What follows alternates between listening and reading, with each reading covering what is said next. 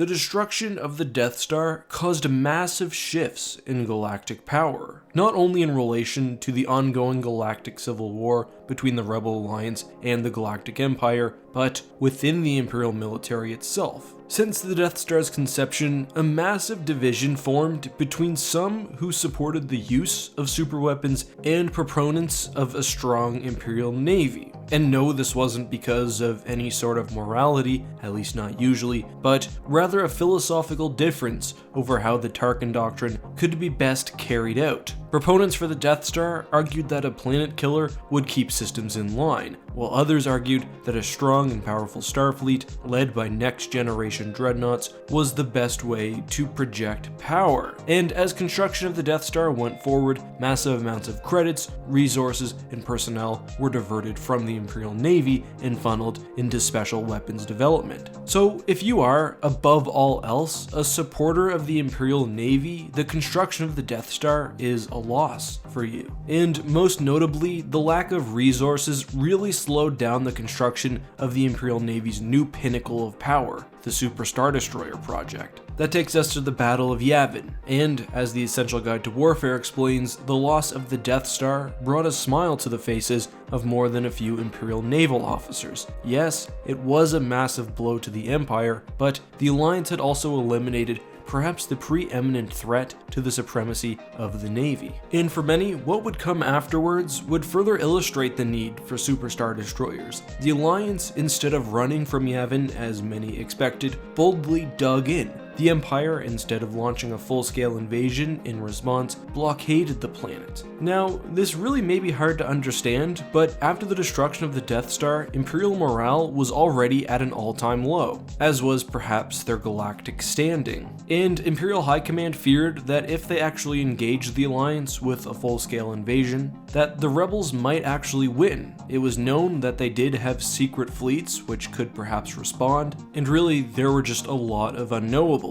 However, the Empire also feared pulling additional resources away from other sectors, again just due to the fear of Alliance hit-and-run attacks. It was the fear of looking incompetent, especially after the Empire had just lost their battle station to what was supposedly a ragtag group of insurrectionists, that drove the 6-month blockade of Yavin. This boondoggle was seen by many as caused by the serious investment into a single station, which was proving to perhaps be a mistake. Despite having overwhelming power, the Empire was spread thin and fighting a stateless faction who could strike against them should they overcommit to any one engagement. And again, even small victories or acts of defiance were humiliations which threatened the Empire's psychological hold on the galaxy, tempting full-scale rebellion, especially with the recently dissolved Imperial Senate. Enter the Super Star Destroyers. Super Star Destroyers were tremendous weapons of fear. Individual dreadnoughts, while obviously less powerful than Death Stars, were much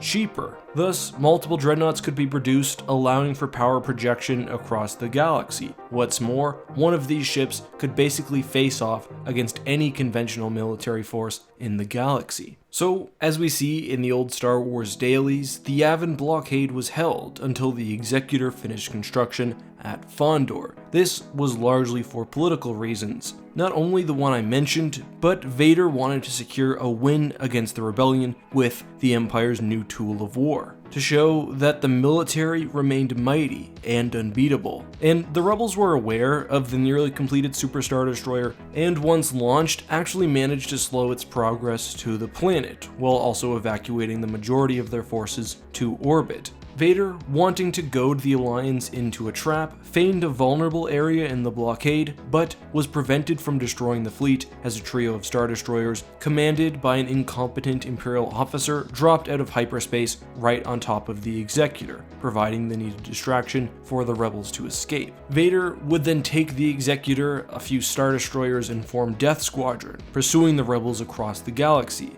and eventually leading the attack on Hoth. So just to summarize all that, the loss of the Death Star was seen as a positive to some within the Imperial Navy, as it allowed for a change in overall strategy, which more heavily favored the Navy itself. and of course, their new Dreadnought classes. Death Squadron would see greater success than the Death Star, burning the galaxy in search of the rebels, and with losses like those at Deep Space Besh and Hoth, the Alliance was actually losing the war, until of course Palpatine grew impatient and decided to fund a second Death Star. So that's that. However, another thing to briefly mention is that the Death Star was populated largely by the best of the best, not only in military advisors and military leadership, but also up-and-coming officers and soldiers. With the death of these individuals, a new section within the Imperial elite was opened up, and this is briefly covered in the Inferno Squad novel. Certainly the possibility of obtaining a higher rank and status made at least a few people pretty happy. Anyway, that's all on this topic, but I would like to answer the question of the day. Message of Death asks why in episode 2 we see the clone troopers loading onto acclimators on Coruscant. Why don't they just do so on Kamino?